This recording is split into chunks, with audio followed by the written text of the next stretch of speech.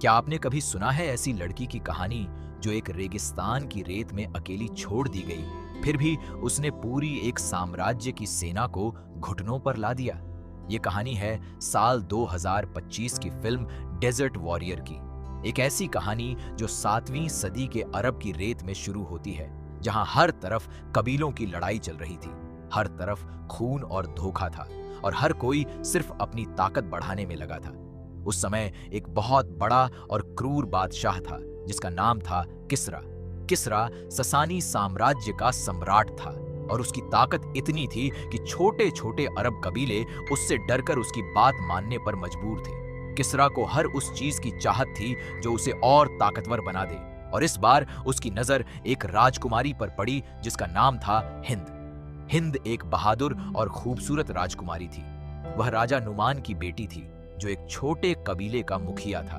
किसरा ने हिंद को अपने पास बुलाया, लेकिन उसका इरादा शादी करने का नहीं था। उसका इरादा था कि वह हिंद को अपनी दासी बना ले, अपनी उपपत्नी बना ले, ताकि वह उसके पिता के कबीले को भी अपने कब्जे में ले सके। हिंद को जब यह बात पता चली तो उसने साफ इनकार कर दिया। वह एक राजकुमारी थी, वह किसी की गुलाम बनकर नहीं जी सकती थी। उसने अपने पिता राजा नुमान से कहा कि वह किसी भी हालत में किसरा के सामने सिर नहीं झुकाएगी, चाहे इसके लिए उसे अपनी जान भी क्यों न देनी पड़े। राजा नुमान ने भी अपनी बेटी का साथ दिया, और दोनों ने फैसला किया कि वे किसरा के महल से भाग जाएंगे, चाहे आगे कितना भी बड़ा खतरा क्यों न हो। लेकिन किसरा इतनी आसानी से हार मानने वाला नहीं था। जैसे ही उसे पता चला कि राजकुमारी हिंद और राजा नुमान महल से फरार हो गए हैं, उसने अपने सबसे खतरनाक और खूंखार सेनापति को बुलाया, जिसका नाम था जलाबजीन। जलाबजीन एक ऐसा योद्धा था जिसे किसी की जान लेने में एक पल भी नहीं लगता था। वह बेरहम था, वह क्रूर था, और उसके पास एक पूरी सेना थी जो सिर्फ खून बहाने के लिए तैयार रहती थी। किसरा ने जलाबजीन को हुक्म दिया कि वह हर हाल में हिंद और नुमान को ढूंढ निकाले और उन्हें वापस महल में ले आए, चाहे इसके लिए पूरा रेगिस्तान ही क्यों न छान मारना पड़े। इधर राजकुमारी हिंद और उसके पिता रेगिस्तान की तपती रेत में भाग रहे थे। न पानी था, न खाना, न कोई सहारा। चारों तरफ सिर्फ रेत के टीले थे, और पीछे से आ रही थी मौत की परछाई, जलाबजीन की सेना। हिंद जानती थी कि अगर वे पकड़े गए तो उनका अंजाम बहुत बुरा होगा। लेकिन तभी उस वीरान रेगिस्तान में उनकी मुलाकात एक रहस्यमयी आदमी से होती है। उस आदमी का नाम था हंजला। हंजला एक डाकू था, एक ऐसा आदमी जिसके बारे में कोई ज्यादा कुछ नहीं जानता था। कोई नहीं जानता था कि वह कहां से आया है, उसका असली मकसद क्या है, और वह किसके लिए लड़ता है। कुछ लोग कहते थे कि वह सिर्फ अपने फायदे के लिए जीता है, कुछ कहते थे कि उसके दिल में कहीं न कहीं इंसानियत बाकी है। राजा नुमान और राजकुमारी हिंद के पास कोई और चारा नहीं था। उन्हें इस अजनबी डाकू पर भरोसा करना ही पड़ा। शुरुआत में हंजला को भी इस बात में कोई दिलचस्पी नहीं थी कि एक भागी हुई राजकुमारी का क्या होगा। उसके लिए यह सिर्फ एक और मुसीबत थी जिससे वह बचकर निकल सकता था। लेकिन जैसे जैसे वक्त गुजरा, हंजला ने देखा कि हिंद कोई आम राजकुमारी नहीं है। वह डर के आगे झुकने वाली नहीं थी, वह लड़ना जानती थी। वह अपने लोगों के लिए मर मिटने को भी तैयार थी। धीरे धीरे हंजला के दिल में हिंद और उसके पिता के लिए इज्जत पैदा होने लगी, और उसने फैसला किया कि वह उनकी मदद करेगा, चाहे इसके लिए उसे किसरा जैसे ताकतवर बादशाह से दुश्मनी ही क्यों न मोल लेनी पड़े। रेगिस्तान की रातें बहुत ठंडी होती थीं और दिन बहुत गर्म। हिंद को यह जिंदगी बिल्कुल नई थी। महल की रेशमी चादरों से निकलकर वह अब ऊंट की काठी पर सोना सीख रही थी। वह भूख बर्दाश्त करना सीख रही थी, प्यास से जूझना सीख रही थी। राजा नुमान अपनी उम्र और थकान के बावजूद अपनी बेटी का हौसला बनाए रखने की कोशिश करते रहे। वे जानते थे कि अगर वे टूट गए तो हिंद भी टूट जाएगी। हंजला हर रात अपने अनुभव से उन्हें बताता था कि रेगिस्तान में कहां पानी मिलेगा, कौन सी चट्टानें रात में छिपने के लिए सुरक्षित हैं, और दुश्मन की चाल कैसे भांपी जाए। शुरुआत में हिंद और हंजला के बीच भरोसा नहीं था। हिंद को शक था कि यह डाकू कहीं उन्हें धोखा न दे दे, और हंजला को लगता था कि यह राजकुमारी सिर्फ एक बोझ है जिसे वह ढो रहा है। लेकिन हर गुजरती रात, हर मुश्किल पल उन दोनों को एक दूसरे के करीब लाता गया। इसी बीच जलाबजीन और उसकी फौज लगातार उनका पीछा कर रही थी। कई बार तो ऐसा लगा कि अब बचना नामुमकिन है। रेत के तूफान में, चट्टानों के बीच, रात के अंधेरे में हर जगह खतरा मंडरा रहा था। कई खूनी मुठभेड़ें हुई, कई बार हिंद और हंजला बाल बाल बचे, और हर लड़ाई के साथ हिंद के अंदर का डर कम होता गया और हिम्मत बढ़ती गई। वह अब सिर्फ एक भागती हुई राजकुमारी नहीं रह गई थी, वह धीरे धीरे एक योद्धा बनती जा रही थी।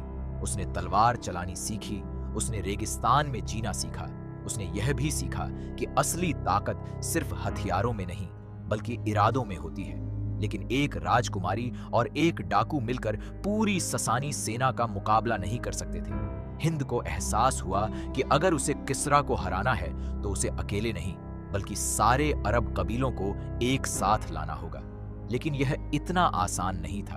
अरब के अलग अलग कबीले सदियों से आपस में लड़ते आ रहे थे। हर कबीले का अपना गुरूर था, अपनी पुरानी दुश्मनी थी, और वे आसानी से एक दूसरे पर भरोसा करने को तैयार नहीं थे। हिंद ने हार नहीं मानी। वह एक कबीले से दूसरे कबीले तक गई। उसने हर मुखिया से बात की। उसने उन्हें समझाया कि अगर वे अब भी आपस में लड़ते रहे तो किस्रा एक एक करके सबको खत्म कर देगा, लेकिन अगर वे एक साथ खड़े हुए तो शायद वे इस अत्याचारी बादशाह को हरा सकते हैं। शुरुआत में कई मुखियाओं ने उसकी बात मानने से इनकार कर दिया। कुछ ने उसका मजाक उड़ाया, कुछ ने कहा कि एक औरत भला सेनापति कैसे बन सकती है। लेकिन हिंद ने अपने साहस से, अपनी बहादुरी से और अपने दिल से निकली सच्चाई से धीरे धीरे सबका दिल जीतना शुरू किया। हंजला भी उसके साथ था। वह भी उसकी मदद करता रहा, अपने अनुभव से, अपनी चालाकी से और अपनी लड़ाई के हुनर से। धीरे धीरे एक एक करके कबीले हिंद के साथ आने लगे। यह कोई आसान सफर नहीं था। रास्ते में कई बार धोखे हुए, कई बार अपनों ने ही पीठ में छुरा घोंपने की कोशिश की, कई बार लगा कि यह सपना कभी पूरा नहीं होगा।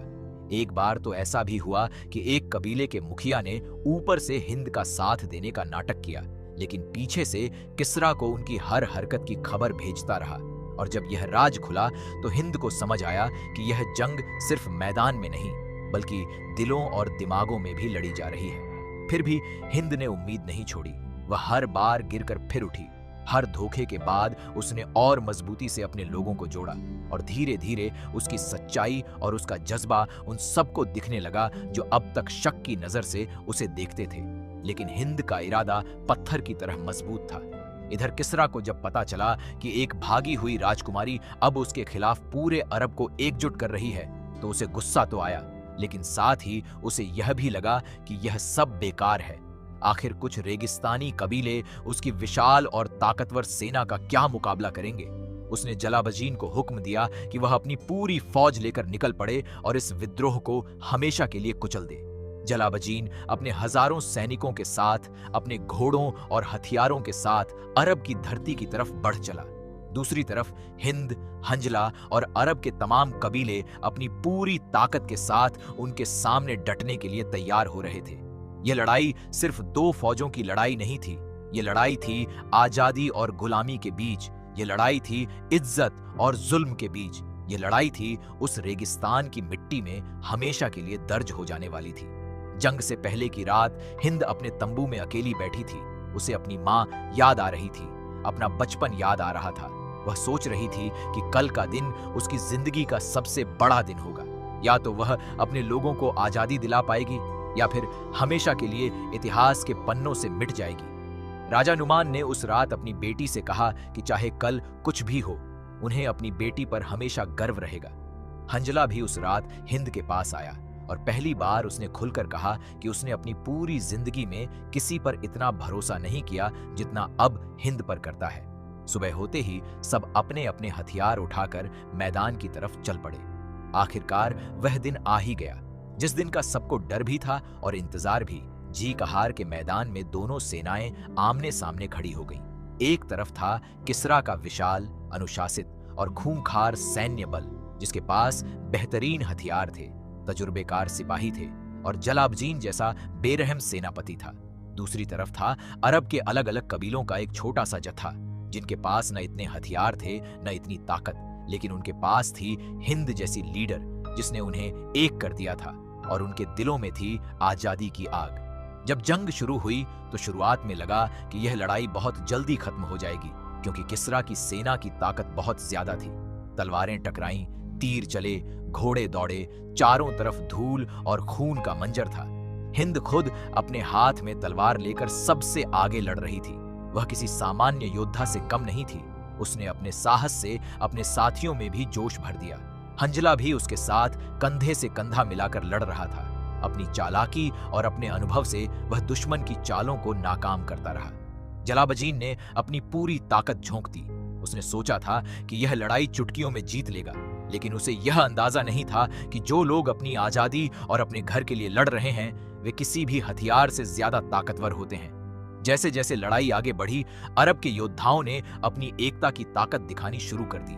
जो कबीले कभी आपस में लड़ते थे, वे अब एक दूसरे की जान बचाने के लिए आगे आ रहे थे। हिंद की सूझबूझ और उसकी रणनीति काम आने लगी। उसने रेगिस्तान की भौगोलिक बनावट का पूरा फायदा उठाया, दुश्मन को ऐसी जगह फंसाया जहां उनकी बड़ी सेना का फायदा कम हो गया। धीरे धीरे हवा का रुख बदलने लगा। जो सेना कुछ देर पहले तक जीतती हुई नजर आ रही थी, अब पीछे हटने लगी। जलाबजीन ने आखिरी दांव खेला। वह खुद हिंद के सामने आ गया। आमने सामने की लड़ाई शुरू हुई। यह लड़ाई सिर्फ तलवारों की नहीं थी। यह लड़ाई थी उस औरत की जिसे कभी कमजोर समझा गया था, और उस मर्द की जो सोचता था कि ताकत ही सब कुछ है। हिंद ने अपनी पूरी हिम्मत, अपना पूरा दर्द अपने पिता के लिए, अपने लोगों के लिए और अपनी आजादी के लिए वह आखिरी वार किया, और आखिरकार जलाबजीन हार गया।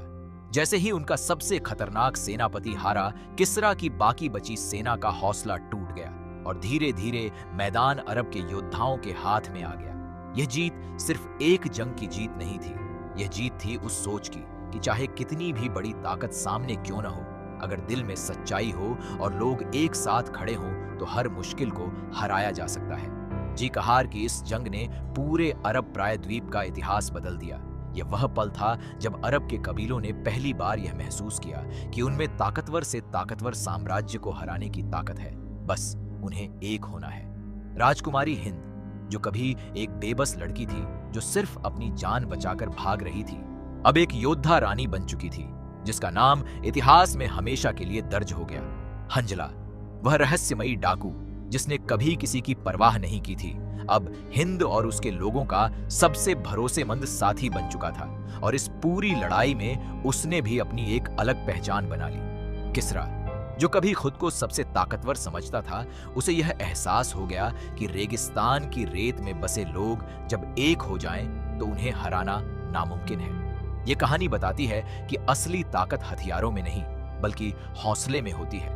ये कहानी बताती है कि कोई भी इंसान, चाहे वह कितना भी कमजोर क्यों ना लगे, अगर उसके इरादे मजबूत हों तो वह पूरी दुनिया बदल सकता है।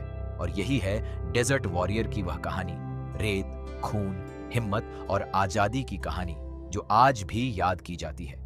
अगर आपको यह कहानी पसंद आई हो तो वीडियो को लाइक जरूर करें और चैनल को सब्सक्राइब करना बिल्कुल भी न भूलें।